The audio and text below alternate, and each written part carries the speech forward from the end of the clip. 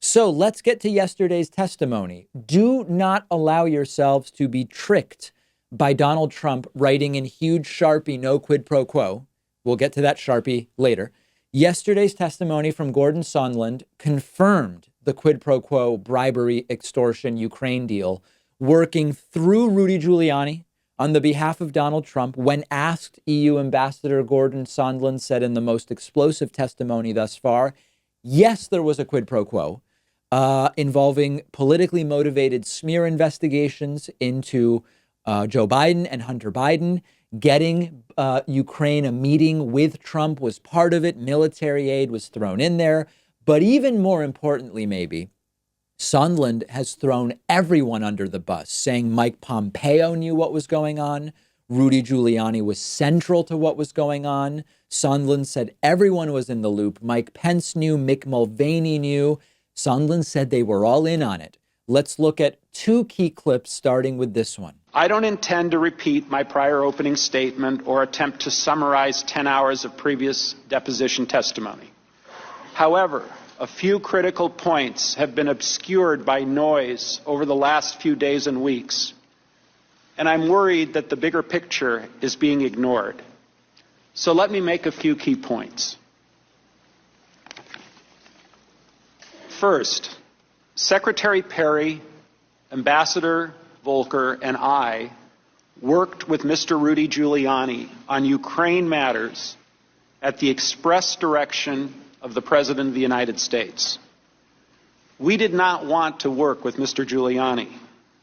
Simply put, we were playing the hand we were dealt. We all understood that if we refused to work with Mr. Giuliani, we would lose a very important opportunity to cement relations between the United States and Ukraine. So we followed the president's orders. Rudy Giuliani was imposed on them by Donald Trump. And the key line, of course, the quid pro quo. I know that members of this committee frequently frame these complicated issues in the form of a simple question. Was there a quid pro quo?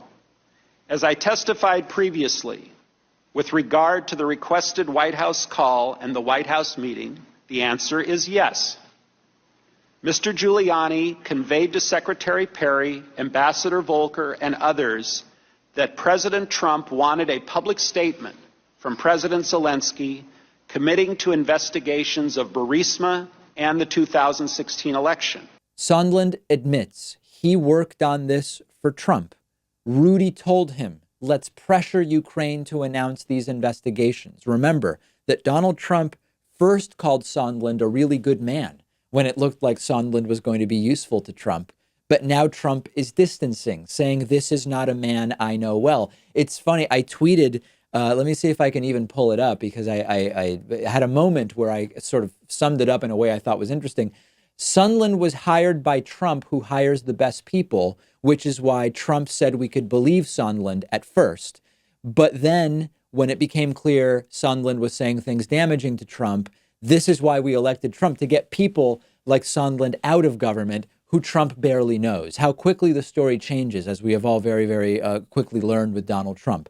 Now, another general area of concern here, which hasn't been discussed much since the Sondland testimony yesterday, is that the degree to which Rudy Giuliani, as an unelected private person, is doing the bidding of the president internationally, including even directing American ambassadors about what to do, is truly disgusting and concerning in and of itself. Rudy is representing Trump's wants and desires and needs around the world, and he's no one. I mean, in the end, he's Trump's TV lawyer. He is a lawyer in the sense that many people with law degrees in the U.S. become effectively lobbyists and peddlers of political influence. And Rudy is traveling around the world telling ambassadors what to do, which country to pressure, who to lean on, what the deliverables are that are expected. And it is, of course, something that Republicans will do everything possible not to discuss, instead focusing on attacking Gordon Sondland's credibility. And whether they succeed at doing that depends on what you are open to believing. Now, hilariously, at one point, Scott Perry, who's a Republican, criticized Sondland for listening to what Rudy said over what Donald Trump said, which is hilarious because Rudy was there for Donald Trump. The Republicans, some realizing, this unelected guy, Rudy Giuliani, traveling around, having meetings with people. He's not Senate confirmed. He's really directing people at a very high level to do this, that, or the other thing for Donald Trump. That doesn't look good. They realize that it doesn't look good. And Perry said, well, you're in the wrong, Gordon Sondland, because you were listening to Rudy instead of the president. Well, the whole point is Rudy was there to communicate the desires of the president in a way that at least put half a layer of separation, even though it's obvious why Rudy was there. It was one of the most flaccid and transparent attempts to try to criticize Sondland when really here's the real question about Sondland, okay?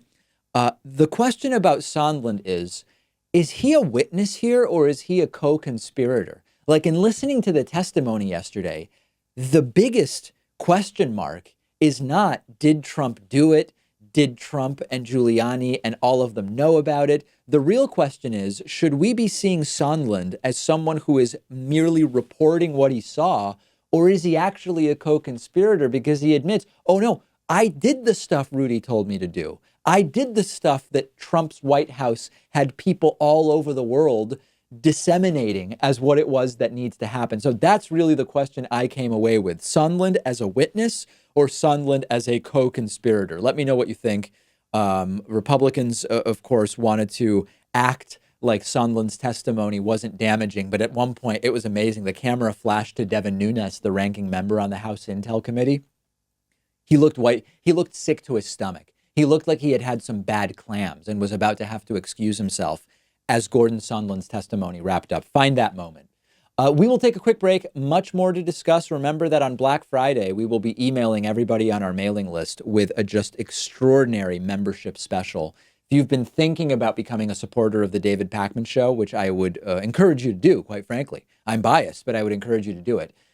Get on our mailing list at davidpakman.com, and then on Black Friday, you will get an email with a super secret one-day use code to sign up for membership at an obscenely discounted price. Let me just put it that way. Quick break, back after this. Today's program is sponsored in part by Blinkist.com/Pakman. If you've not already heard about Blinkist, it's amazing. It's an app for your phone, tablet, or web browser. And what they do is they take nonfiction books, popular nonfiction, critically acclaimed nonfiction. They condense the book into a 15-minute audiobook. You get all the most important information and insights from each book, but you can soak up the entire essence of the book in one sitting. I've listened to a ton of books on Blinkist. One recent one is Robert Reich's new book, The Common Good. Also Bunk by Kevin Young, useful in preparing me for the pseudoscience miniseries that we're producing. And if you are a David Pakman Show viewer or listener, you can get a 7-day free trial by going to Blinkist.com/Pakman. If you're watching on YouTube, use the link in the video description. After the free trial, if you like it, you can get the full access to thousands of condensed audiobooks for about $5 a month. That's BLINKIST.com/PAKMAN.